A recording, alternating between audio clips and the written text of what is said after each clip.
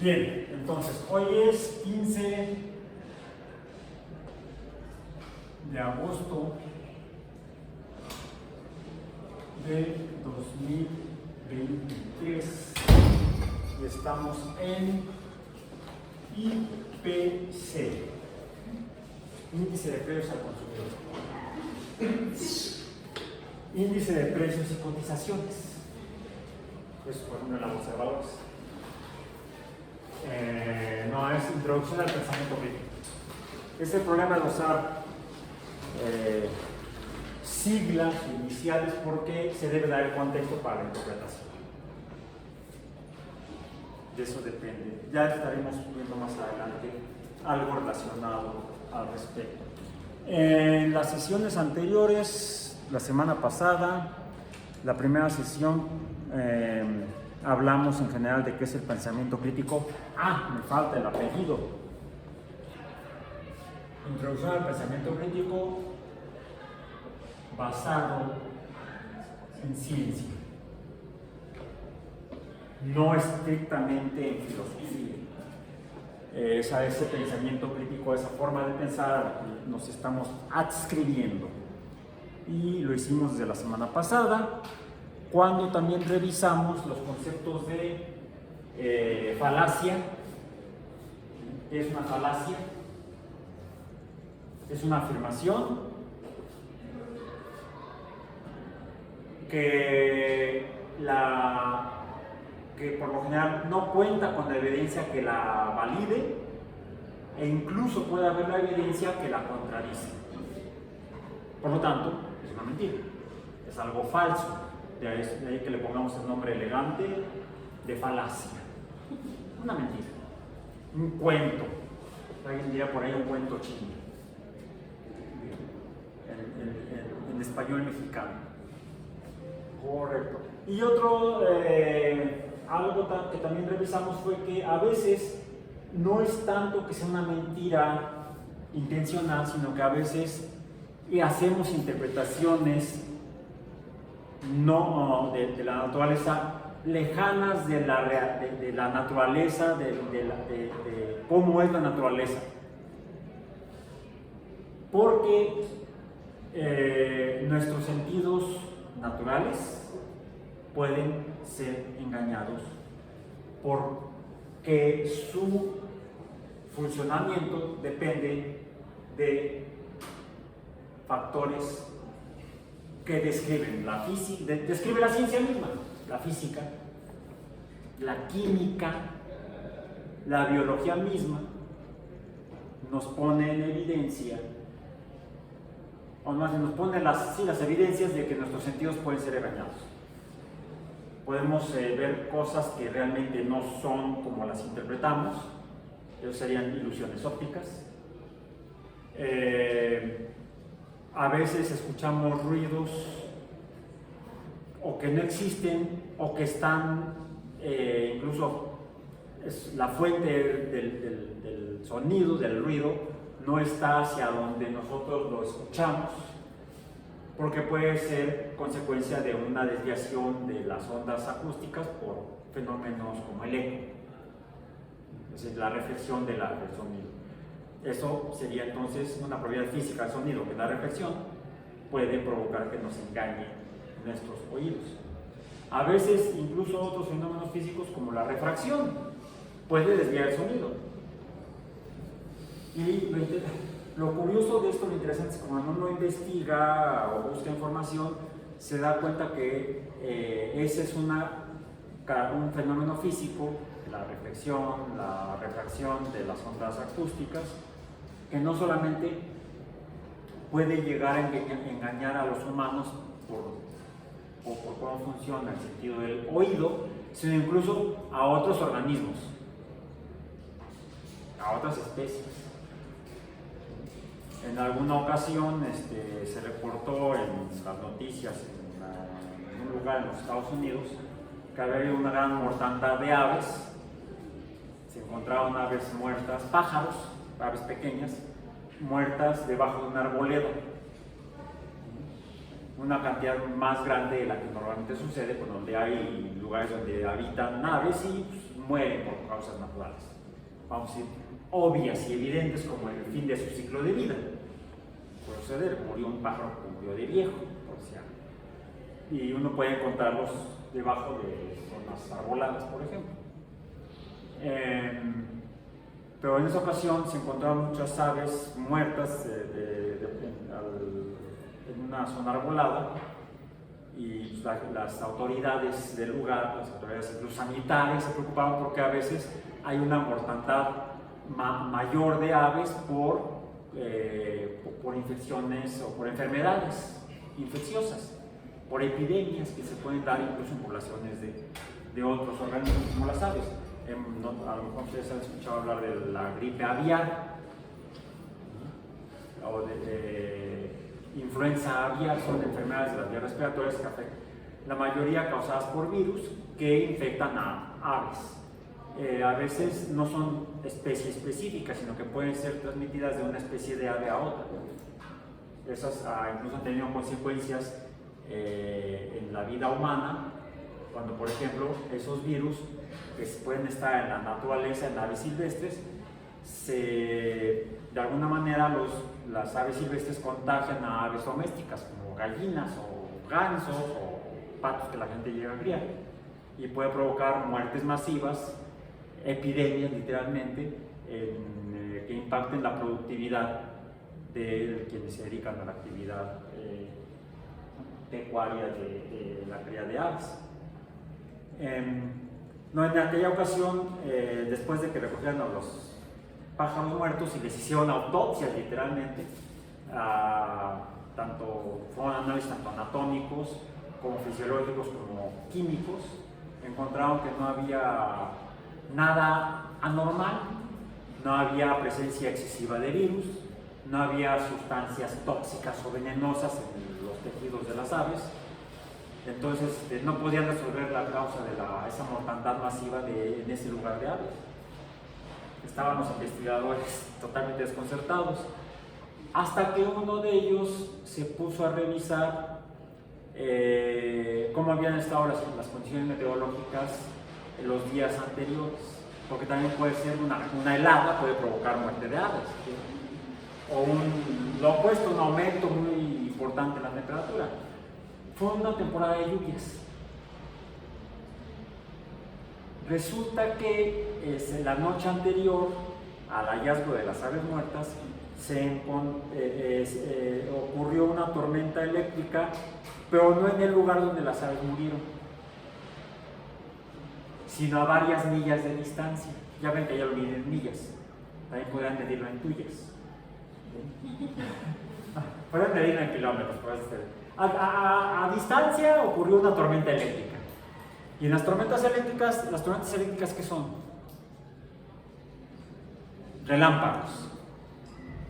Los relámpagos son corrientes eléctricas que corren a través de los gases de la atmósfera. De hecho, los gases, el aire atmosférico, normalmente es un mal conductor eléctrico. No conduce la electricidad, qué bueno, si no imagínense, prende la luz ahí, apaga el celular y todo lo demás porque no hay transferencia de cargas eléctricas a través del aire fácilmente, salvo cuando la diferencia de potencial eléctrico es muy grande. Si la energía potencial eléctrica es muy grande. Por ejemplo, cuando hay muchas cargas eléctricas acumuladas o cargas de tipo electrostático. ¿Qué es lo que ocurre cuando está nublado? Las nubes que son, y está nublado ahorita, tengan cuidado. Las nubes que son, es agua. La gente dice, sí, en estado de vapor. No, realmente son pequeñas gotitas de agua, y dependiendo de la forma de la nube, está formada principalmente o por vapor de agua y pequeñas gotitas, tan pequeñas que quedan suspendidas, no gravitan, no caen, tienen que agruparse para ser más masivas, y entonces cuando hay una mayor condensación aumenta la masa de los grupos de agua, y entonces aumenta la interacción entre la masa del agua y la masa de la tierra, y entonces gravita, cae el agua y llueve, como ayer en la tarde aquí en la UAM llovió cuando iba yo a salir de clase, ya no salí porque estaba lloviendo, no traía yo paraguas. A veces son pequeños cristales de agua sólida, cristales de hielo. Eso uno lo puede identificar viendo la forma de las nubes. La forma de las nubes depende de su composición, de la estructura física del agua que las conforma. Cuando es principalmente agua líquida y vapor, son aborregadas. Cuando son así como gironcitos, le llamamos cirros, están principalmente formadas por cristales de hielo de agua. Bueno, el caso es que es agua que está en movimiento, partículas de agua que están en movimiento. Y el movimiento que produce, fricción, y la fricción que produce, el incremento en la cantidad de cargas eléctricas, principalmente negativas en un lugar. La Tierra está formada, la Tierra principalmente formada por metales como hierro, níquel, etc. Y los metales son electropositivos. Además de que son conductores eléctricos, son buenos conductores eléctricos, más que nada aquí lo que influye es el hecho de que son electropositivos. ¿Qué significa? Que tienen carga eléctrica positiva. Entonces pueden atraer cargas eléctricas negativas. Y si el movimiento de partículas de agua provoca un incremento de cargas negativas, pues se forma un gran capacitor eléctrico. Cargas negativas allá arriba, cargas positivas acá abajo. Cuando la diferencia de cargas es suficientemente grande, el medio aislante ya no es capaz de mantener separadas las cargas, y entonces esa energía eléctrica, esa fuerza eléctrica, empuja a las cargas eléctricas para encontrarse en el camino. Se produce entonces la conductividad eléctrica a través de un medio dieléctrico o aislante, o no buen conductor eléctrico, casi aislante como es el aire, y al pasar las cargas eléctricas golpeando a las moléculas de aire, las ioniza y estas aumentan su temperatura y emiten luz. Al aumentar la temperatura se calientan las moléculas de aire por las que no pasa la carga eléctrica. Fíjense todo este rollo para poder entender un pinche rayo o relámpago. Y el trueno, al calentarse el aire en el hilito de cargas eléctricas, ese calor se difunde de donde hay más, donde la temperatura es más grande, donde la temperatura es más baja, donde hay más calor, donde hay menos calor, y entonces provoca la dilatación, la expansión, empuja al aire que está a ambos lados de la columna de corriente eléctrica. Y esa rápida expansión de gases de la atmósfera es una explosión. Y entonces se producen ondas acústicas. El aire va empujando al aire, y el aire va empujando al aire, y se oye el trueno provocado por el relámpago. Bueno, los ruidos fuertes pueden llegar a asustar normalmente eso lo explicaría Charles Darwin.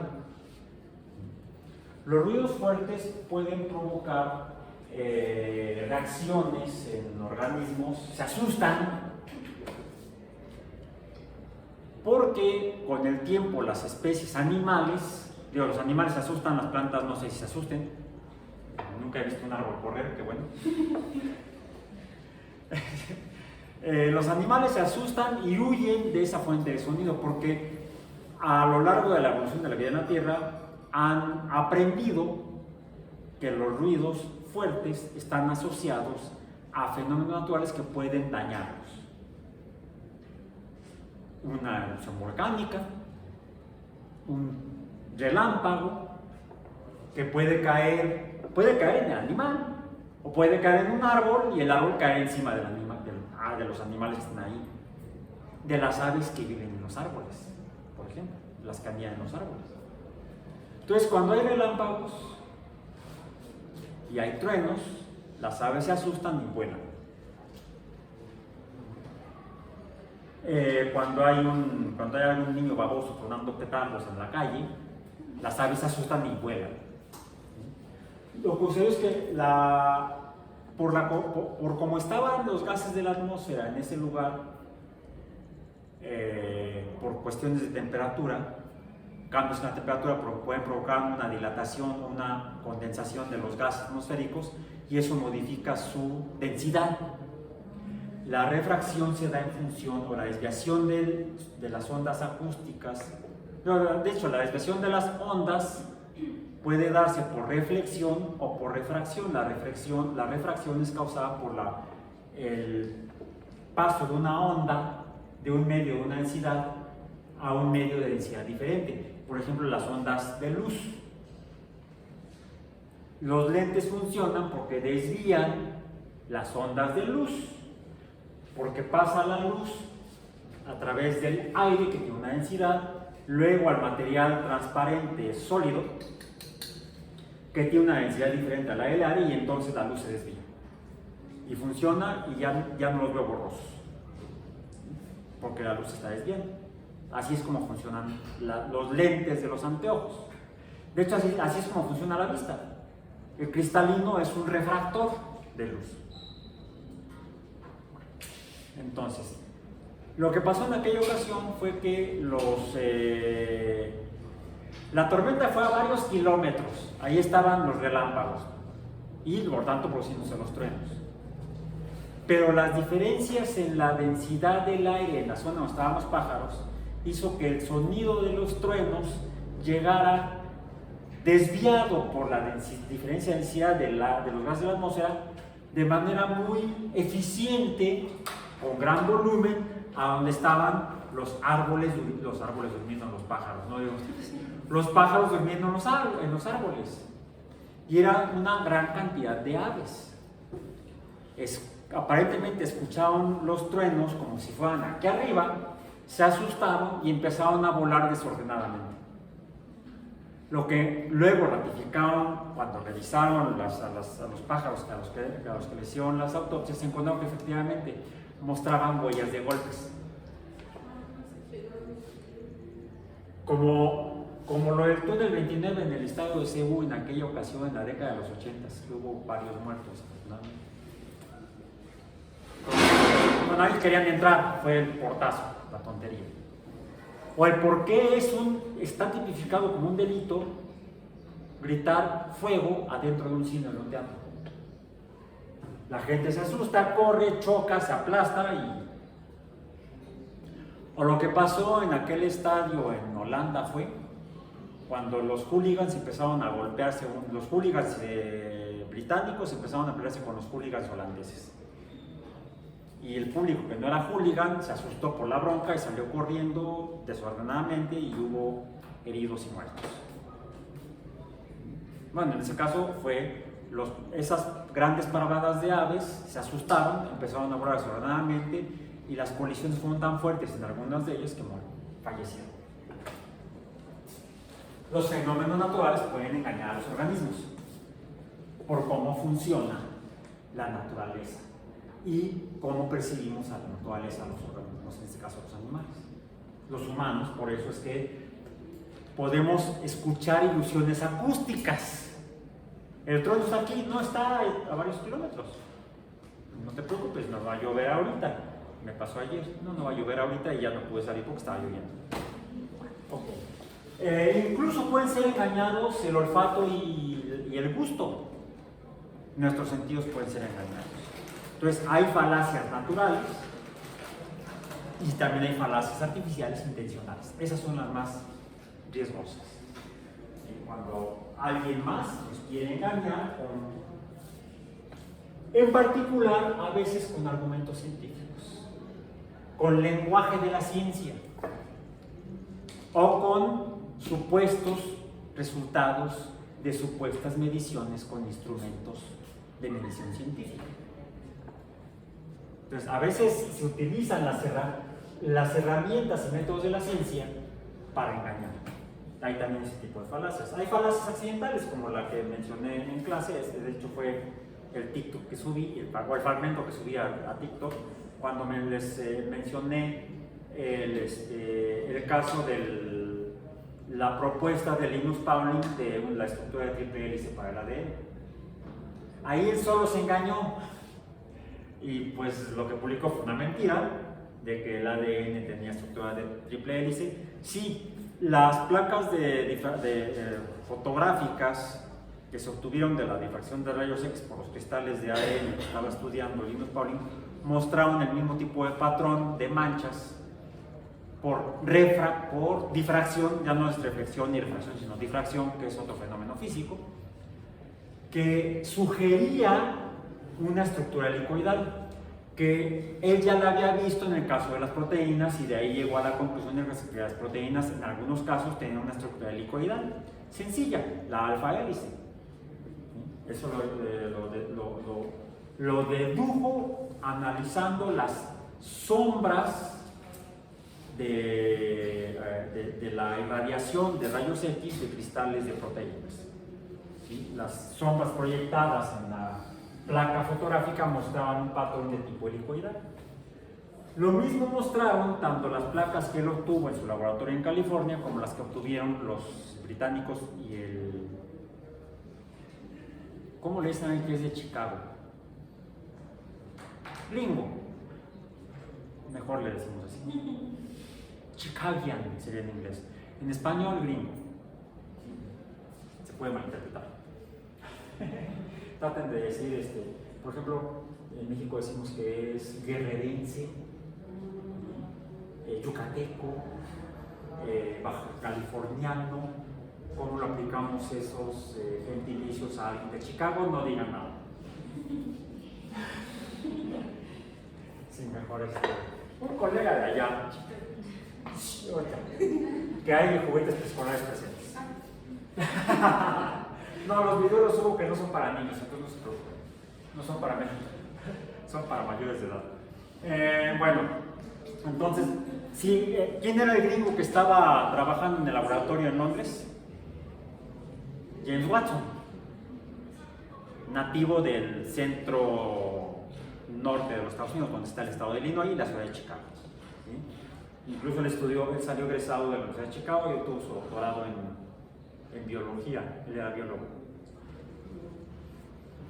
Maurice Wilkins era físico, Rosalind Franklin era física, Golding era físico, Wilkins y sus dos colegas eran físicos. Era un equipo de físicos y un biólogo. Linus Pauling era químico. Bueno, el único que vive todavía de todos ellos es James Watson, sigue siendo biólogo. Biólogo por la Universidad de Chicago con doctorado en bioquímica por la Universidad de Chicago. Fue por eso que se fue a estudiar la estructura del ADN, que era un estudio de tipo bioquímico, físico-químico de la estructura de proteínas. Sí, bioquímica finalmente. Bueno.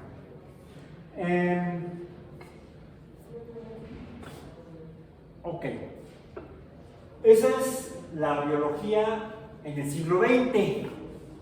La bioquímica en el siglo XX, a mediados del siglo XX, estaban tratando de entender cuál era la estructura de la biología a nivel molecular.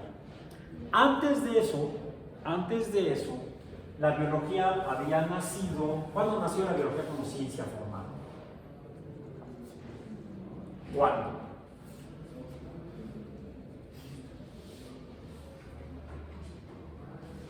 Una ciencia o una descripción de la naturaleza basada en ciencia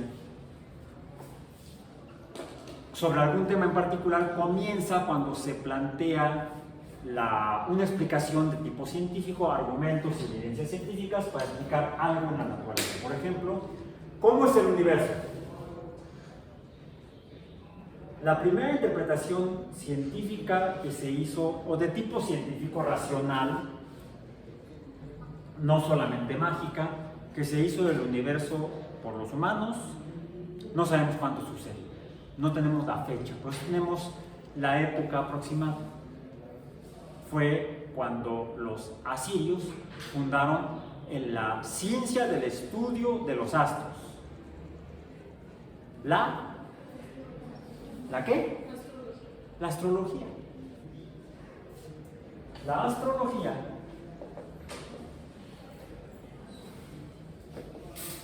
la fundaron, vamos a decir, así lo pongo, hace aproximadamente 5000 años, los asirios.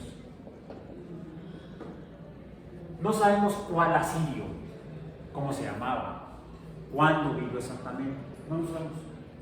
Pero las primeras evidencias escritas en tablillas de arcilla que describen de alguna manera matemática, mediciones de las posiciones y predicción de la posición de astros en la bóveda celeste, se halló en lo que fue Asiria. Y cuando se fechó mediante el método de decaimiento radiactivo, no la arcilla, porque esa no se puede fechar fácilmente, sino los restos biológicos que se encontraban ahí cerca, los ubica aproximadamente hace 5000 años, con el inicio de la construcción de las primeras ciudades en Mesopotamia. Y sería el estudio de los astros, y además lo hacen con matemáticas. Y pueden, a partir de modelos matemáticos, predecir fenómenos de los astros, predecir los astros, dónde van a estar. Al mismo tiempo, los asirios tenían sus propias creencias de tipo religioso, practicaban algunas religiones. Parece que la figura de Zoroastro es de aquella época y de aquellas regiones. Casualmente Zoroastro termina siendo considerado como una especie de dios principal. Lo único es casi una religión monoteísta. Otros pueblos en otras regiones del mundo, más o menos, que a lo mejor no tenían ciudades, pero tenían poblados, algunos eran nómadas y tenemos registros de ellos, de su actividad, también practicaban creencias de tipo religioso, hacían interpretaciones mágicas de la naturaleza. Ahora sabemos que incluso en otras regiones del mundo también observaban los astros y tenían un cierto conocimiento, pero no al detalle que manejaban los asirios. De hecho, los asirios fueron los primeros en lograr esto, predecir la posición de astros antes de que ocurriera, y para poder organizar ese conocimiento construyeron lo que se conocen los conjuntos de estrellas o constelaciones. También observaron que además de esas estrellas que actuaban en constelaciones, hoy amanecí muy trabado de la lengua, observaron 5 puntitos de luz que también se movían por la bóveda celeste, pero que se movían raro. Ya mencionamos que ellos se llamaban astares planetes o astros errantes. Esto no en asirio sino en griego. Astares planetes es en griego. Traducido al español serían astros errantes. Eso ya los describieron mucho antes que los griegos, los asirios. De hecho, el nombre que sí recuerdo que le daban a una de esas estrellas errantes es a Ishtar, la que actualmente conocemos como Venus. Entonces podrían saber cuándo Ishtar iba a estar en la constelación del Toro y cuándo la iban a ver previamente en la constelación del Carnero,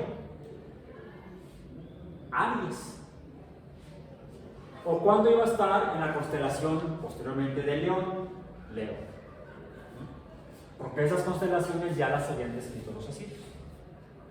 Y de hecho se dan cuenta que además hay otros conjuntos de estrellas hacia otras regiones de la bóveda celeste, pero esas 5 estrellas errantes siempre se mueven a lo largo de 12 constelaciones específicas, que son las constelaciones del zodiaco. Ellos descubren, predicen los astros, organizan las constelaciones las estrellas en constelaciones más bien, y encuentran constelaciones, y algunas de esas constelaciones se ubican en una región específica de esa bóveda celeste. A través de esas 12 constelaciones se mueven siempre esas estrellas errantes, no se mueven por otros lados. Esas son las constelaciones, por ejemplo, del zodiaco. Por cierto, tendría que ser zodiaco en griego. Estas palabras, todas estas palabras curiosamente no vienen de los asirios, ya no vienen de las que se popularizaron a través de la difusión que hicieron de ellas los griegos. Actualmente solamente unos pocos expertos son capaces de leer las tablillas de arcilla que se usaban para registrar por escrito en Mesopotamia, tanto de los asirios como de los babilonios como de los sumerios, que fueron los que vivieron en Mesopotamia a lo largo de varios miles de años. Entonces, estos nombres vienen del griego, correcto. Pero finalmente podríamos decir que la ciencia, como el estudio sistemático para tratar de entender cómo es la naturaleza, lo iniciaron los asirios hace 5.000 años, y una de esas cosas que estudiaron fueron los astros. Y plantearon muchos conceptos. Las estrellas se pueden agrupar en constelaciones. El observar el momento de las constelaciones nos permite construir calendarios, y esos calendarios podemos usar, por ejemplo, para poder llevar a cabo de manera más eficiente las actividades agrícolas. Las constelaciones, de hecho, nos dicen cuándo hay que sembrar y cuándo hay que cosechar. Cuando las mayores cantidades de lluvias coincidían con la posición de algunas constelaciones, y la época de secas coincidía con la presencia de otras constelaciones. Entonces, la astrología, junto con, como el estudio matemático de los cielos, permite el desarrollo de la civilización asiria, porque ya pueden cultivar de manera más eficiente con base en conocimiento, ciencia. Podríamos decir que la ciencia de la agronomía, aunque no se llama agrología, sería agronomía, la fundaban los asirios. Incluso las temporadas podrían asociarla también quizá con las temporadas de entrada en celo de los animales que estaban tratando de controlar y domesticar. Cuándo cruzar, cuándo aprovechar. Ya van a entrar en celo los animales, tráete a los machos para cruzarlos con las hembras. Y también se impulsó la ganadería. Podríamos decir que la ciencia de la zootecnia la fundaron los asirios como el estudio con base en conocimiento de la reproducción de animales y la domesticación de los mismos. Ya la ciencia no es nada nueva. Solo que en particular con respecto a la astrología pasa otra cosa. Está la constelación, no sé, de alguna constelación, digamos que la del Toro. Y en ese momento están Ishtar, Venus, y Marte juntos, se ven juntos. No, que no sea Marte, que sea Hermes, de los griegos, Mercurio para los romanos, ¿sí? Y Mercurio y Venus, que son Hermes y Afrodita, masculino, femenino, hombre y mujer, y están en Tauro. Y el rey se entera que le pusieron el cuerno. Hubo una premonición, una predicción por parte de los astros de que me ibas a engañar. Estoy inventando la historia, me estoy imaginando que quizás podría haber sucedido. El hecho es que la gente empezó, fíjense, ¿qué es la ciencia? ¿Cómo opera la ciencia? Es la predicción es la posibilidad de predecir eventos que sí suceden en la realidad. Es una característica de la ciencia, nos permite predecir hechos antes de que sucedan. ¿Cuándo van a estar una constelación en la posición y cuándo va a estar un planeta en particular en esa constelación? Te dije que hoy va a haber la conjunción de Júpiter y Saturno. Ahí están. En la constelación de Acuario, ahí están. Te lo dije hace un año. No es que sea yo mago o brujo, sino que soy astrólogo porque estudié el movimiento de los astros. Puedo predecir el comportamiento de los astros. Puedo predecir cuándo se vienen las lluvias. A partir de esto hice calendarios. Ya viene la constelación de Acuario. ¿Por qué Acuario? Porque va a llover. Y empieza a llover. Ya sé. Entonces, permitió el desarrollo de la astrología como un método sistemático, estructurado para conocer la naturaleza, permitió entonces, les digo, asentar a una sociedad, porque ya podían producir sus alimentos de manera organizada y por tener entonces mayores alimentos, ya no tenían que andarlos persiguiendo, ya no hay que andar persiguiendo la chuleta, dicen por ahí, ¿no? ¿A dónde vas? Voy a trabajar, ¿por qué? Pues te andan persiguiendo la chuleta. Eso tal quizá sea una reminiscencia de cuando éramos cazadores. Y yo ahí traigo el arco aquí. Bien. Pues la ciencia permitió una mejora en el nivel de vida de las personas. Trajo bienestar a las personas. El poder conocer a través de la predicción mediante el estudio sistemático de la naturaleza. Eso es la ciencia, el estudio sistemático de la naturaleza con la capacidad de predecir fenómenos, eventos. Entonces no es nada nuevo. Pero a veces, y esa predicción se da porque se hacen relaciones entre fenómenos que parecen no interconectados, cosas que parecen que suceden y que parecen no estar relacionadas. La observación de su medición nos sugiere que quizás sí estén relacionadas. Hay una relación entre eventos o una correlación entre fenómenos. Y es así como se construye mucho el conocimiento con base en los métodos de la ciencia, sobre todo cuando tenemos la matemática como herramienta. Usar la matemática como herramienta nos aumenta la precisión en la predicción. Cuando correlacionamos fenómenos que podemos medir o variables. Inventaron la matemática también. Inventaron los números, o al menos la organización de números, el uso de números de manera más clara, aunque hay antecedentes de que los números pudieran haber surgido en otro lugar, en otro momento. Antes, por supuesto.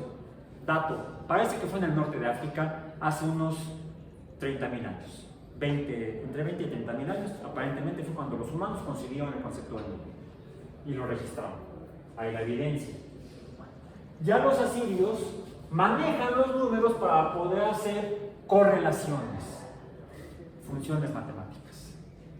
Y depende de X con una proporción de 2. Y es igual a 2X. Entonces, al menos la aritmética la desarrollaron ya los asirios. La aritmética y la geometría, que es como medían los astros. Y hacían operaciones numéricas, aritméticas y geométricas para poder conocer el comportamiento de eso. Y encontrar correlaciones, relación entre eventos. ¿Cuál fue la relación imaginaria que hice hace rato? Pues que la conjunción de dos planetas con una constelación parecería relacionarse con el comportamiento humano. A veces sí, se hacía una observación de estrellas o de planetas y de estrellas o de constelaciones en particular, y resulta que venían ahí los del otro pueblo a invadirnos. Y el astrólogo tomó nota. Logramos rechazarlos, ya se fueron. Pasa el tiempo y el astrólogo ve, híjole, la posición de las constelaciones y planetas ahorita se parece a aquella ocasión en la que nos invadieron el pueblo vecino. Monarca, señor rey, o más bien era el Shah. El Shah era el monarca en aquellas tierras, en aquellos tiempos. El Shah de Asiria, por ejemplo. Señor Shah, fíjese que es posible que nos invadan porque cuando estaba el planeta X con la constelación Y, vinieron a invadirnos, nos van a invadir otra vez. Se hacía una relación entre la observación de los astros con el comportamiento de las personas, de los pueblos incluso. No, pues ahora no nos van a ganar, vamos a invadirlos nosotros. Y el astrólogo del otro punto, bueno, tuvimos un conflicto bélico, lo provocamos cuando estaban los astros y ahora nos invadieron ellos. La posición de tal planeta en tal constelación es una predicción de que va a ocurrir algún conflicto bélico. Porque se observaban y se registraban aparentes correlaciones entre fenómenos astrológicos y fenómenos humanos. Y con el tiempo eso pasó a ser la astrología. Además del estudio del comportamiento natural de los astros, la búsqueda de su relación con el comportamiento de las personas. Y hasta la fecha sigue siendo igual. Solo que cuando uno hace estudios y mediciones a lo largo de mucho tiempo de este tipo de relaciones, uno encuentra que no existe una correlación estadísticamente significativa. O sea, si uno usa estadística y no solamente las correlaciones que hubo aparentemente aritméticas previamente y geométricas, sino que uno mete más herramientas matemáticas para estudiar la aparente relación entre los astros y las personas, uno encuentra que no se sustenta. Son casi azarosas, aleatorias. No existe entonces una relación natural real entre esos dos fenómenos. Esa parte de esta ciencia no es cierta. Los movimientos de los astros sí. Finalmente, con el tiempo, en cuanto a esta ciencia en particular, pasaron dos cosas. Por un lado, los astrólogos, la astrología se siguió practicando, a pesar de que se demostró que no era real esa relación entre astros y personas. Es decir, no siempre sucede, a veces es mentira. En otras palabras, son falacias, la astrología falaz o falsa.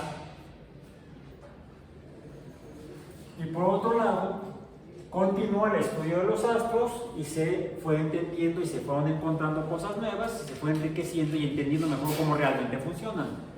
Y hasta el nombre le cambiamos. ¿Qué nombre le ponemos? Mataril de Guillermo.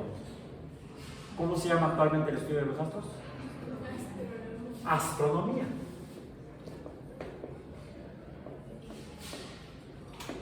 Y esto ocurre aproximadamente en el siglo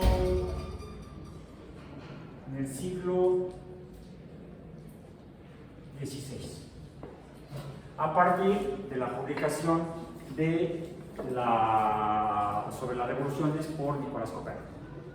Es cuando la astronomía se empieza a separar de la astrología. Curiosamente, Copérnico todavía hizo astrología, todavía fue astrólogo en la práctica, e incluso él publicó en 1543, murió ese mismo año. En 1543, en 1500, no me acuerdo qué año, nació Galileo.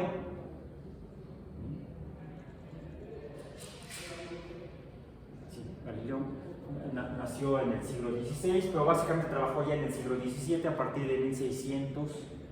En 1609 publica su primer libro importante, que es El Mensajero Sideral, donde escribe, publica el descubrimiento de los satélites de Júpiter que apoyan a la hipótesis de Copérnico. Y Galileo también hizo astrología. O sea, todavía en 1600 y cacho, todavía Galileo hizo astrología. 1500, 1600, la astrología todavía se seguía practicando, pero se estaba separando poco a poco de la astronomía, ¿no? O la astronomía se estaba separando de la astrología. Otro que también fue astrólogo fue Kepler. Johannes Kepler, matemático también. De hecho, antes de conseguir trabajar antes de conseguir trabajo con Tycho Brahe, para poder comer, vendía horóscopos. Entonces también hizo astrología. Ya para el siglo XVII, cuando formalmente Newton ya trabaja en el estudio de los astros, la astrología ya prácticamente no se practica como ciencia. Ya se han separado totalmente los astrónomos de los astrólogos. Entonces esto se da del siglo XVI, o sea, de los 1500 al siglo XVII o los 1600, al siglo XVII. Newton, recordemos, publica los principios matemáticos en 1686. Bueno, los escribe y se publica en el año siguiente, 1687, 1600, siglo XVII. Ya para entonces, la astronomía está completamente separada de la astrología. Podríamos decir entonces que es cuando nace en este periodo la ciencia actual, ya no la de los asirios y los griegos y los egipcios y los romanos. Es una ciencia antigua que está mezclada con pensamiento mágico. Bien. Algo que se cultiva también desde entonces, porque de hecho lo cultivaban, hacían cultivos, los asirios, era el estudio de las plantas, simplemente para cultivarlas. ¿Eso qué es? ¿Cómo le llamamos al estudio de las plantas? La botánica, no es el estudio de los botes, sino el estudio de las plantas. Entonces, la botánica, pues podemos decir que, es más, han oído hablar de una de las 7 maravillas del mundo antiguo, los jardines colgantes de Babilonia, es la región del Mesopotamia. Si había jardines es porque podían cultivar plantas de manera organizada, y si lo hacían era porque las habían estudiado, ya practicaban la botánica desde hace 5000 años.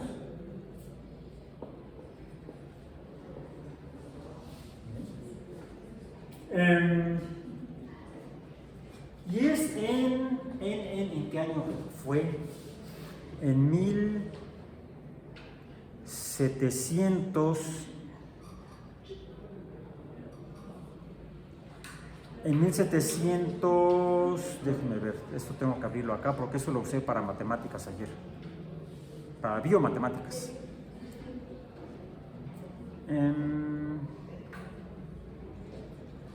Acá está, en este documento que tengo yo aquí. Ábrete, Sésamo. Magia.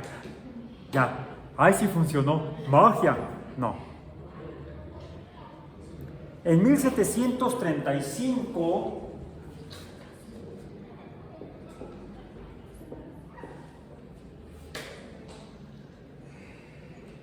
Carl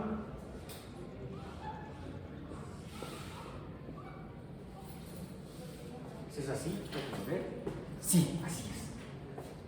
Carl von Linné publicó su sistema Naturae. Linneo era botánico. O sea, la botánica es muy antigua. Diríamos que sea una ciencia antigua, como la astrología. Y se sigue practicando ya después de, ya en el siglo XVIII. ¿Bien? Por favor, googleen Anton van Leeuwenhoek,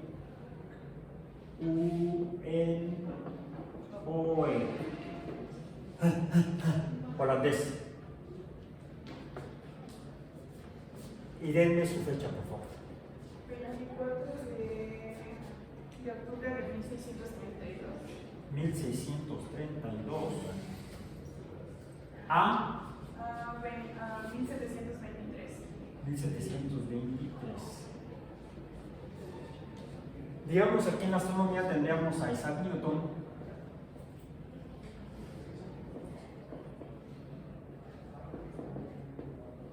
que él nació en 1700.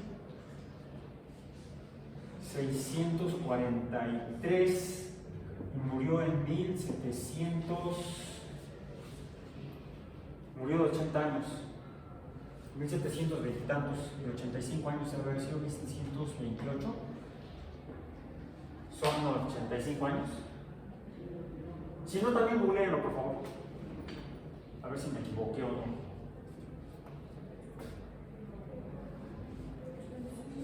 ¿Sí? ¿Newton?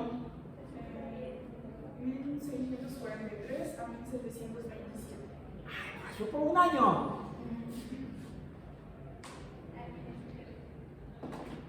¿1727? Ok.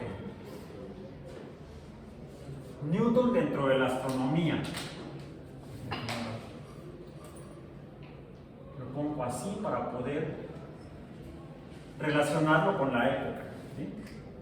Más que nada, y con los personajes. De hecho, entonces fueron contemporáneos, ¿no? Vivieron en la misma época en dos lugares diferentes, Newton en Inglaterra, Leeuwenhoek en los Países Bajos. Un compadre de Newton seguro, eran enemigos. Robert, no sé, es el perro de espectadores. Robert Hooke, no como el Capitán Garfield, sino con E al final.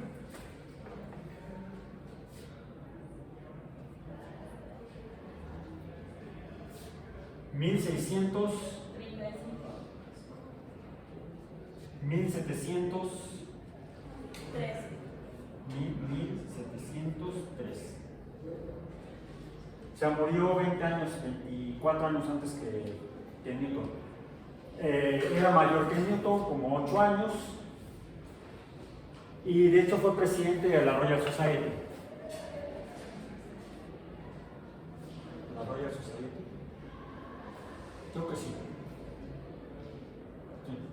Fue presidente de la Royal Society antes de Newton. Al fallecer Hooke, Newton asumió la presidencia de la Royal Society, donde estuvo por 20 y tantos años. Incluso como era típico, en algún lugar todavía lo es, en el Palacio de Minería es la sede de la Sociedad Mexicana de Ingeniería. Y hasta arriba está la sala de reuniones de la Sociedad Mexicana de Ingeniería, y ahí están los retratos de los presidentes de la Sociedad Mexicana de Astronomía. De astronomía de ingeniería. Lo mismo ocurre en la Royal Society, están ahí los retratos desde aquellos tiempos de los que han presidido la Royal Society, excepto el retrato de Hooke. No está. Desapareció durante la presidencia de Newton. Porque Newton acusaba a Hooke de haberle plagiado sus estudios sobre óptica. También decía Hooke que él había llegado a los principios de la gravitación antes que Newton, nada más que nunca presentó sus resultados. El que los publicó fue Newton. Entonces siempre hubo una competencia feroz entre ellos dos. Entonces tenemos retratos de Newton incluso en varias épocas de su vida, y de Hooke no hay ni medio retrato. Lo que intentó Newton fue desaparecerlo de la historia. Pues no, porque están los trabajos de Hooke, que trabajó en lo mismo que trabajó Leeuwenhoek. Construyeron microscopios. Y ya lo dijimos, sí lo dijimos, ¿verdad? Que Hooke, al usar los microscopios que ellos hacían, por ejemplo, Leeuwenhoek descubrió a los animáculos. ¿Sí? A los animáculos. Y Hooke se fue más a estudiar plantas y encontró esas características a las que llamó cells. Y mal tradujimos al español, bueno, nosotros no, nuestros antepasados en español hispanoparlante le llamaron células. Y lo que se ha encontrado desde entonces, desde el siglo XVII, más bien el siglo XVI, porque pues, nada más vivió 3 años después del siglo XVII Hooke. Entre el siglo XVI y el siglo XVII, Leeuwenhoek y Hooke, entre otros, llegaron a la conclusión de que todos los seres vivos están formados por células. Y eso es una realidad en la vida en este planeta. Todos los seres vivos, desde los animáculos hasta los más grandetáculos, están formados por células. Es una explicación verificada y confirmada por evidencias verificables de cómo es la naturaleza. Y a eso le llamamos teoría. Teoría. La teoría celular es el primer principio fundacional de la biología como ciencia moderna, porque de hecho no existía antes de esto, y de hecho aquí todavía no existe la biología como tal. Es solamente algo que explica parcialmente una característica de todos los seres vivos, pero faltan algunos postulados fundamentales. Tenemos que esperar hasta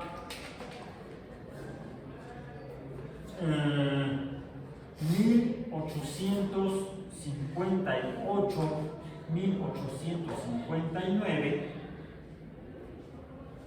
cuando Charles Darwin y Alfred Russel Wallace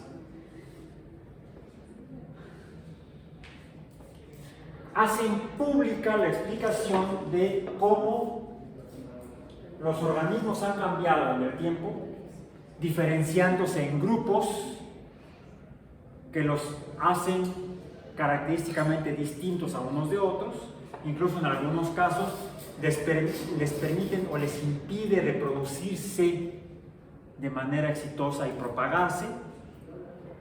Lo de los híbridos, lo de las especies biológicas se forman. Por ejemplo, las jirafas tienen el cuello largo no porque un antílope en África quiso alcanzar las hojas de las altas de los árboles. No, así no se modifican los organismos. No es como los Pokémones. Los organismos biológicos no evolucionan como los Pokémones. No sé si han visto por ahí alguno. No digo que me la puse hoy. Diseño de vida.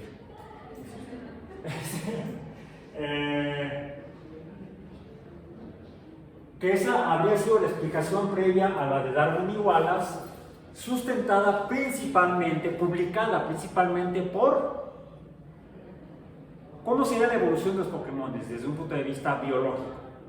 ¿Cuál teoría explicaría la evolución Pokémon? La de Pueblo Paleta, no. A la teoría de Ash, no, ¿cuál? Puede ser como la de Lamarck. Lamarck, Jean-Baptiste Lamarck. La evolución lamarquista o lamarquiana es la evolución de los Pokémon. El individuo se modifica a través del tiempo y cuando se reproduce, sus hijos salen como él o ella. ¿Sí? No, eso solamente sucede en las caricaturas y en las películas. No las he visto, solamente vi las caricaturas de los Pokémon. Sí, estaba inspirado en Lamarck, todos los Pokémon y los demás mones que se pusieron de moda en aquellos lejanos tiempos. Dicen mis hijas que ya están viejas, son un poco mayores que ustedes o como yo. Están arriba de los 22, 24, mentira. Entonces, ya se consideran ancianas, imagínense.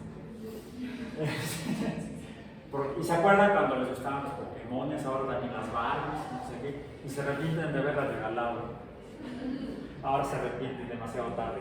Bueno, entonces la evolución lamarquiana pretendía explicar cómo cambiaban los organismos y se formaban las especies distintas. No,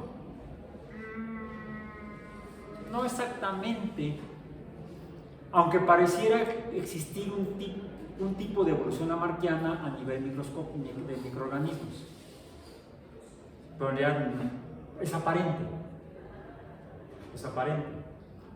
Si uno revisa realmente la evolución, es más bien como la plantearon, la plantearon Darwin y Wallace, que realmente, ahí sí fue un trabajo muy, a diferencia del ejemplo, del mal ejemplo de Newton, de cómo hacer ciencia, al menos colectiva, y hubo broncas entre Newton y Robert Hooke, de la mencioné que llevaban a ese hecho histórico. Tenemos los trabajos de Hooke, tenemos la ley de Hooke que explica el comportamiento de los resortes, por ejemplo. Tenemos el concepto de célula. ¿Sí? La palabra cell en inglés, o célula, la acuñó Hooke. Entonces finalmente pasó a la historia, no en la física, sino en la biología. Y también en la física con la ley de los resortes. Newton le falló. ¿Okay? Si quiso borrar la historia, no lo logró. A diferencia de estos dos personajes de la historia de la ciencia, Darwin, que era mayor que Wallace, es más, googleen a Darwin, por favor, para tener el dato completo, la historia completa y no como cuento chino, no como chisme. No sé si aquí diga cuándo no sé. 1809 a 1888. 1809 A 1882. a 1882. Y Wallace, una vez, Alfred Russel Wallace. Para tenerlo completo. 1823 a 1823 a 1903. 1903, murió en el mismo siglo en el que nací yo. Es más, ¿ustedes en qué siglo nacieron? ¿Ya son del siglo XXI? A ver, ¿quién es del siglo pasado? Contemporáneos. Un siglo nos separa. Algo así más o menos. 1913. ¿13? Ah, bueno, más metido todavía. 1913. Justo el año anterior al inicio de la Primera Guerra Mundial. Un año después del hundimiento del Titanic. 1912. Bien, entonces, fíjense, Wallace era mucho menor que Darwin. Darwin de hecho en la década del 20 tenía 20 y tantos años cuando se embarcó tenía 22 años cuando se embarcó en el Beagle para el viaje de 3 años alrededor del mundo. Pasaban por el estrecho de Magallanes para pasar del Atlántico al Pacífico. No existía todavía el canal de Panamá. Tampoco, por supuesto, el corredor transísmico, que apenas se está construyendo. Y para entrar al Océano Pacífico, subieron hacia el Ecuador, ahí llegaron a las Galápagos. Hay muchos cuentos al respecto, lo mejor es leer la obra de puño y letra de Darwin. Y terminan entrando al Índico, regresan al Atlántico y regresan a Inglaterra. Y es entonces cuando, recabando toda la información, Darwin, en la década de los 20, cuando Wallace era niño, empieza a trabajar sobre lo que colectó a lo largo de sus viajes. Y empieza a construir su explicación de cómo se forman las especies. Tarda 30 años en hacerlo público. Nos recuerdan tanto a Copérnico, porque estaba muy dubitativo de que él pensaba que podía estar equivocado. Wallace es naturalista ya cuando es adulto y se va a estudiar, es botánico, principalmente es botánico, y se va a estudiar plantas al sureste de Asia, a Indochina. Y ahí llega, a través de lo que observa y la botánica que estudia y desarrolla y lo que observa, lo lleva a llegar a las mismas conclusiones a las que independientemente había llegado Darwin. Ambos forman parte de la sociedad linneana, no de la Royal Society, sino de Linnean Society de Inglaterra. ¿Sí? Y en la sociedad linneana ahí se reúnen a platicar, a compartir conocimientos y descubrimientos. Es como se publicaban entonces. A veces enviaban cartas. De hecho, los primeros en hacer eso son los miembros de la Royal Society, como Newton. De hecho, Newton escribe lo que sería formalmente el primer artículo científico, que es una carta que dirige a la Royal Society. Y la Royal Society la publica. Entonces, cuando nacen lo que ahora son las publicaciones científicas. Por supuesto, estamos en un siglo después, en el siglo XIX, o dos siglos después, formalmente. Desde el siglo 1800, ok, bueno. Esto es el siglo XVIII, ¿no? Del siglo XIX, del siglo XVII al siglo XVIII, viven todos estos personajes, llegamos al siglo XIX y ya son más formales las sociedades científicas, ya comparten más formalmente el conocimiento. Y es ahí donde Wallace se entera de lo que estaba haciendo Darwin. Pero Darwin es muy... Además, parece que pescó algunas enfermedades tropicales en el viaje. Quién sabe qué tanto bicho le habrá picado. Y quién sabe qué tanto habrá comido, que cuando regresa a Inglaterra ya regresa enfermo. Parece que padecía enfermedad de Chagas. Googleenla, por favor. Es una que la produce un microorganismo que es transmitido por un escarabajo, creo. Algo así. Una chinche grandota. ¿Sí? No como las que luego enchinchan mucho. Hay una chinche sudamericana que le llaman la lesocona, creo, que es la que transmite la enfermedad de Chagas. Por los síntomas que presenta y que están descritos en la autobiografía de Darwin, parece que padecía de enfermedad de Chagas, y eso con frecuencia lo tenía postrado en cama. Entonces, eso sí retrasó aparentemente sus trabajos, pero no le impide seguir trabajando. Hace diferentes investigaciones ya sin salir de su casa. Se casa con su prima, tiene un montón de hijos, etc. Y sigue trabajando en su casa.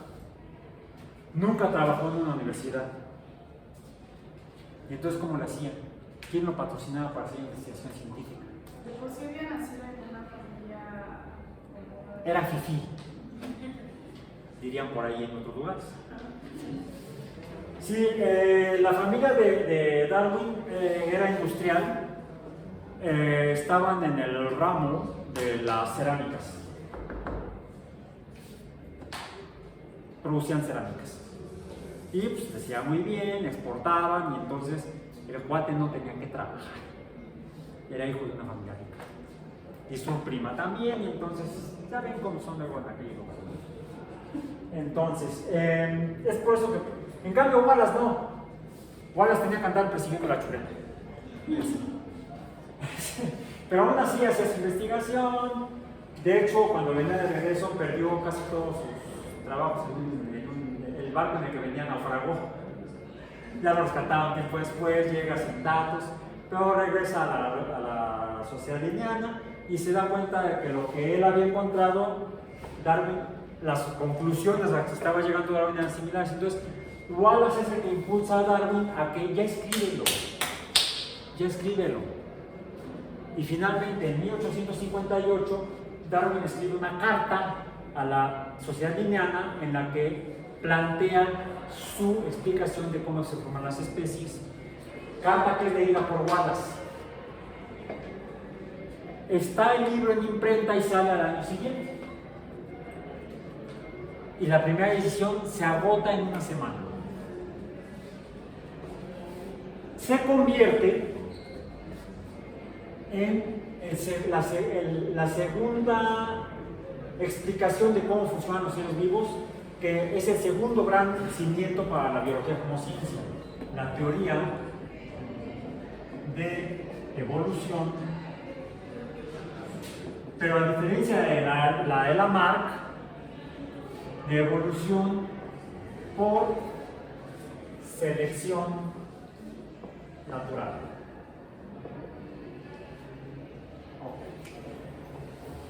Eso, ellos son ingleses, viven en las Islas Británicas, trabajaron en el mundo en diferentes lugares, pero llegan a la misma conclusión. Centro de Europa, un monje, no recuerdo la orden, Gregor Mendel.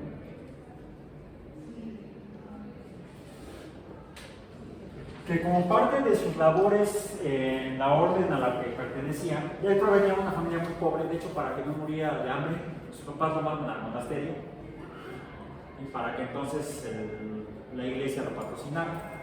No era rico, era todo lo que era pobre, pero trabaja para la iglesia como miembro de la jerarquía, y en los monasterios los monjes cultivan sus propios alimentos, producen sus propios alimentos. Algo que observamos Darwin y Wallace, que es uno de los mecanismos básicos para la evolución por selección natural, es que cuando se reproducen los organismos, no todos los hijos son iguales. Ay, nunca falta la oveja negra de la familia. No me refiero a eso. Biológicamente no son idénticos. Hay variabilidad biológica en la progenie de la reproducción. Y no todos sobreviven. Algunos sí, y sobre todo en aquellos tiempos. De hecho, varios hijos de Darwin murieron en la infancia. Su hija favorita murió por viruela. No, sarampión creo. Creo que murió por sarampión. Tenía creo que 10 años, una cosa así. Horrible. Y fue algo que le impactó a Darwin de manera tremenda. Okay. Entonces, eso es la selección natural. Algunos sobreviven, otros no. Pero falta algo. La divergencia geográfica. Algunos se van a vivir a otro lado, otros se quedan, y de los que se van no todos sobreviven, solamente los que son capaces de alimentarse o de sobrevivir a los depredadores en ese nuevo ambiente.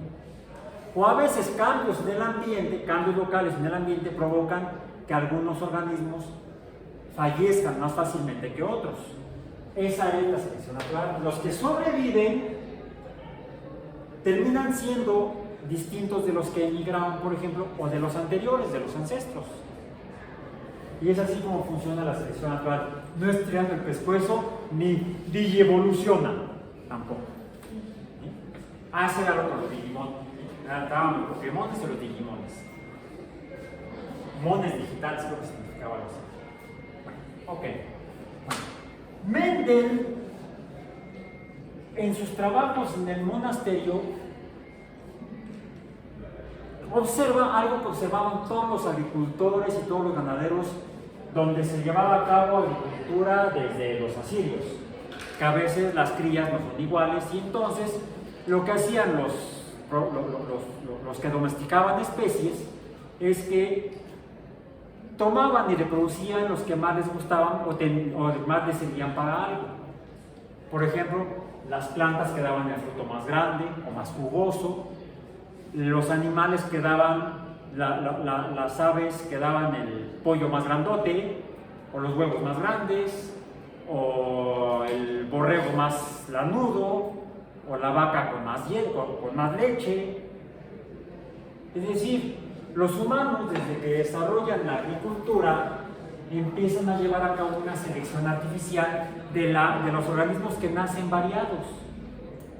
Entonces, esa variabilidad biológica que observó Darwin y Wallace, también la observa Mendel. Y habiendo tenido, por estar en el monasterio, en la orden religiosa, la posibilidad de tener educación escolarizada superior, llega a estudiar física en una universidad cercana al lugar donde estaba el monasterio lo manda a estudiar física. O sea, ya es siglo XIX. ¿Cuándo vivió Mendel? Bueno, aquí vamos a poner los años. Esto es el origen de las especies. 1822. Porque estas fechas no son de su vida, son de la publicación del origen de las especies. Para no confundir, especies no especies. Ok. Mendel vivió de 1800. 22 a 1884. Murió un año, 2 años después de Darwin. Pero era mucho menor que Darwin también, era más bien contemporáneo de Wallace. Fíjense, es importante esto, publicar históricamente el desarrollo de la ciencia. Entonces, Mendel es enviado a estudiar a la Universidad Física y de hecho es discípulo de Doppler. Mendel fue discípulo de Doppler. De ese nivel era su educación científica. Y por lo tanto, si estudió física, debe haber estudiado muchas matemáticas, bastante matemáticas. Aunque trabajaba como agricultor en el monasterio. Y algo que se planteaban entonces los agricultores, los ganaderos, para poder mejorar su selección artificial, era cómo hacemos para que las características que nos gustan pasen más fácilmente a las crías. Cómo hacer mejor la selección natural, pero la selección artificial. Necesitaban una explicación o una comprensión de cómo funciona la herencia. Cómo funciona la herencia. Y había una explicación, vamos a decir, al estilo de la teoría o la hipótesis, ya no es teoría, la hipótesis de Lamarck para la evolución. Había el equivalente para la herencia. Y pues como la de Lamarck tampoco funcionaba muy bien, el postulado de cómo funcionaba la herencia en el siglo XIX, pues tenía imprecisiones. Lo que decidió hacer Mendel fue, bueno, hagamos ciencia de veras. Y se puso a reproducir una planta cuyas características fueran fácilmente distinguibles, a las que le podía asignar incluso tal vez símbolos. Hizo un modelo matemático, un modelo experimental basado en matemáticas, para poder hacer cuantificaciones y mediciones cuantitativas precisas, y entonces llegar a conclusiones sustentadas en un modelo matemático. Aparentemente, a diferencia de lo que hicieron Darwin y Wallace y los que estudiaron y postularon la teoría celular. De hecho, no hay un modelo matemático para la teoría celular hasta la fecha. Podría ser un buen tema de investigación. Yo ya voy de salida, entonces yo no lo voy a hacer. Si no se me ocurrió antes, si no lo hubiera hecho. Bueno, entonces, Mendel realiza el experimento, tarda 8 años, está en el artículo que escribió y que presentó ante la Sociedad Botánica de Moravia, que es donde él vivía. Entonces no existía ni la República Checa ni la Eslovaca. Es más, la República Checa y la Eslovaca no existían hace 40 años. Cuando yo estaba en el siglo XX estudiando geografía, estudiamos Checoslovaquia, Yugoslavia, la Unión Soviética. Me acuerdo que el Sahara Occidental, el Congo belga, ya de eso nada existe. Sí, soy boomer. Dicen mis hijas que estuve en la Segunda Guerra Mundial. Sí, todavía recuerdo ese par con Normandía. Ok, en 1865 publicó experimentos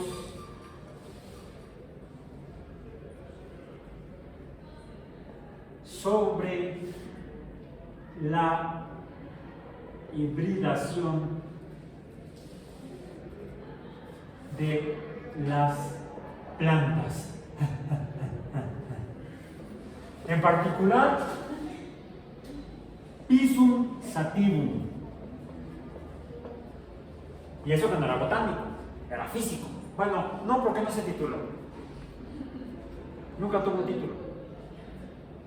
Creo que Darwin tampoco. Newton sí. Ok. Bueno, entonces, publica esto y llega a establecer un modelo matemático para explicar y predecir cómo van a ser proporcionalmente las características de la progenie en una secuencia de reproducción. Establece un modelo de proporciones de la transferencia de las características hereditarias, proporciones hereditarias o heredables, vamos a decir, hereditarias. Ahora le llamamos la explicación de cómo funciona la herencia. En otras palabras, la teoría. Esas características se transfieren de padres a hijos a nietos en algo parecido a un concepto que surgió después a finales del siglo XIX, principios del siglo XX, bueno, de hecho en el siglo XIX, que son las partículas que componen a la naturaleza. Así como esa partícula que lleva la electricidad, que es el electrón, descubierto en el siglo XIX, esa partícula que alrededor de la cual que comparte con ella la estructura del átomo, el electrón o el protón, se distingue porque tiene carga eléctrica positiva, el electrón tiene carga eléctrica negativa, descubierto también en el siglo XIX, se tiene una... Ojo, esto no lo postuló, esto que voy a poner aquí no lo postuló Mendel, y por eso lo voy a poner con otro color. No aparece esa palabra en el texto del artículo que está disponible en el sitio web. Este artículo está disponible en el sitio web, por favor denle una leída. El libro, por favor, para el viernes, un resumen del texto completo. Es cierto. El que sí pueden leer para la próxima semana tranquilamente, aunque es un artículo un poquito extenso, es el de Mendel. Van a ver que no aparece la palabra gene. No está. El concepto de gene se plantea y se nombra en el siglo XX, cuando se redescubren los trabajos perdidos de Mendel. En la postulación inicial de la teoría genética de la herencia,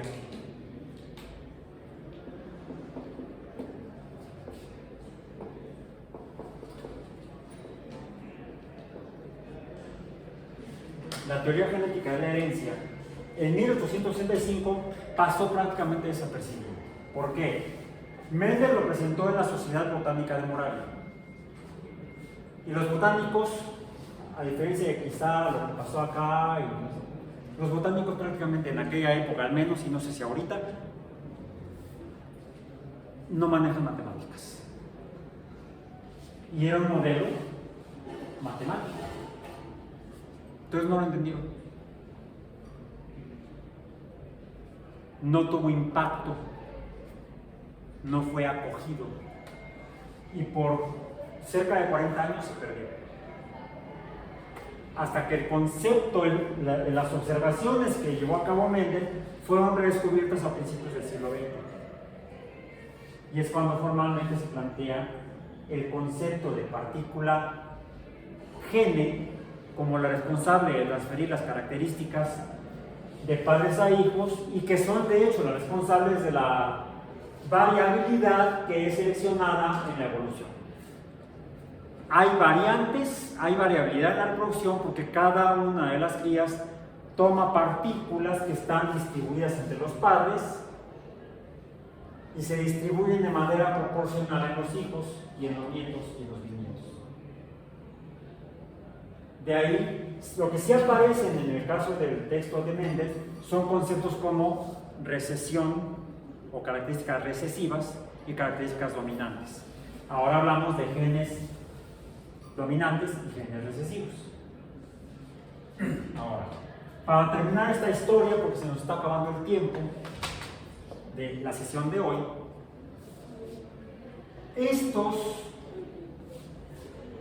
son los tres, no pilares, sino cimientos sobre los cuales se construye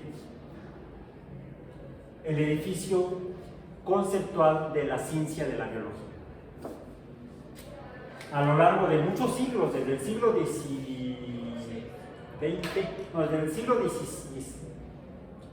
Formalmente sería del siglo XVII, 1600 y cacho, tirando hacia el siglo XVIII, siglo XVII al siglo XVIII, al siglo XIX, se van construyendo los tres paradigmas o teorías fundacionales de la biología como ciencia moderna. Ya con una estructura parecida a lo que fundaron Newton, Hooke, Kepler, ¿quién más? El que le ayudó a publicar los principios matemáticos fue Halley, la física. Ellos fundan la física y la astronomía moderna. La biología se construye a lo largo de estos 4 siglos, del siglo XVII al siglo XIX. Son 3 siglos, perdón, XVII y siglo XIX. Y esto es como llega la biología al siglo XX. En el siglo XX se encuentra la estructura. De hecho, en 1953, finalmente, y no es Pauling, sino los 3 grupos en Londres que plantean la estructura del gen. Se estudia desde principios del siglo XX y a mediados del siglo XX, en 1953, se encuentra la estructura correcta, la estructura real, al menos del cristal del ADN. Posteriormente, con estos datos publicados en 1953 en Nature, en abril del 53 en Nature, se empieza a buscar cómo funcionan los genes. Y siglo XX, entonces en el siglo XX, llegamos al concepto de gene, a estructura. Gene, su naturaleza química, el gene químico, que esto se descubre en la década de 1930 por un grupo de investigadores británicos, Iver y MacLeod y McCarthy, en la década de los 30, antes de la Segunda Guerra Mundial. Eso sí, recuerdo haber estado ahí presente. ¿Cómo definen, descubren, a través de experimentos muy audaces, que el ADN está formado, los genes están formados por ADN, porque existía la hipótesis de que estaban formados por proteínas. En el siglo XIX se descubren las biomoléculas. En el siglo XIX, en esta época, se descubren los azúcares, las grasas, las proteínas, los ácidos nucleicos como componentes de las células. Se descubren en el siglo XIX, pero no se sabe para qué sirven. Se empieza a plantear que, como parecen ser importantes y se encuentran en el núcleo, los ácidos nucleicos, de hecho, ¿cómo se llaman así? Porque los encuentran en el núcleo, no en el citoplasma, no en el ribosoma, no en las vacuolas, sino en el núcleo de las células, es que le llaman. Y además son ácidos, no son básicos, sino serían bases nucleicas. Los ácidos nucleicos se descubren en el siglo XIX, no se sabe para qué sirven. Uno de los compuestos químicos, de las biomoléculas más abundantes en las células, son las proteínas, y entonces los bioquímicos interesados en herencia, en genética, hipotetizan que los genes pueden estar hechos. ¿Cómo son esas partículas heredables? O son proteínas o son ácidos nucleicos. El grupo de Iver y MacLeod y McCarthy, Avery, MacLeod, escocés, McCarthy, estos 3 encuentran que los genes están formados por ácidos nucleicos, no por proteínas. Y entonces se atraviesa la Segunda Guerra Mundial, de 1939 a 1945.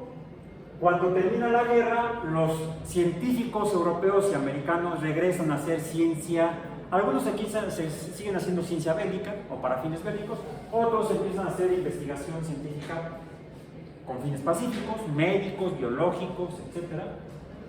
Y se ponen a investigar cuál puede ser la estructura del ADN del ácido. Se encuentran tres ácidos nucleicos: el ácido desoxirribonucleico, el ácido ribonucleico y el más abundante y que muestra tener finalmente una estructura básica, única, es el ADN. En cambio, el ARN en aquella época se conocían tres estructuras diferentes.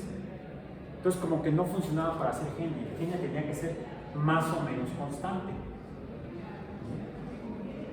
Se descubre la estructura en 1953 y a partir de esto se entiende cómo funciona y cómo se relaciona con las proteínas.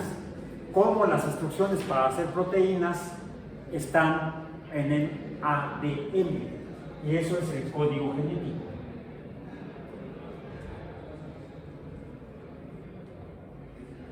Que se descubre en la década de 1950. A lo largo de la década de 1960 a la década de los 70, 1970, se encuentran las enzimas. ¿Enzima de quién? De muchos organismos, que son las que regulan el funcionamiento del ADN. Para la producción de proteínas. Y teniendo las enzimas que hacen este proceso, nos hemos vuelto capaces de modificar el ADN. ¿Qué hacer con eso? ¿Qué hacer con eso? Esta sesión de hoy fue más bien expositiva de mi parte, porque necesitaba yo contarles esta historia al estilo de Nolan, por ejemplo. Una cantidad de información salvaje. Nada más que no son 3 horas, son nada más 2. De hecho son menos de 2 horas. Hasta ahorita llevamos grabadas 1 hora 32. O sea, queda como un tiempo de película tradicional del siglo pasado. Hora y media. Bueno, entonces, esta aventura de la ciencia, esta historia de la ciencia, nos plantea el cómo llegamos a ser capaces de modificar a los seres vivos de manera fina y no solamente como lo hicieron los primeros agricultores y ganaderos, que agarraban animales o plantas completas y veían a ver qué salía. Ahora sabemos cómo funciona.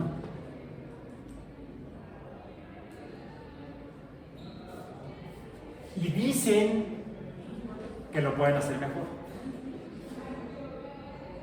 Bueno, la próxima sesión, el próximo jueves, discutamos sobre eso. Por hoy terminamos.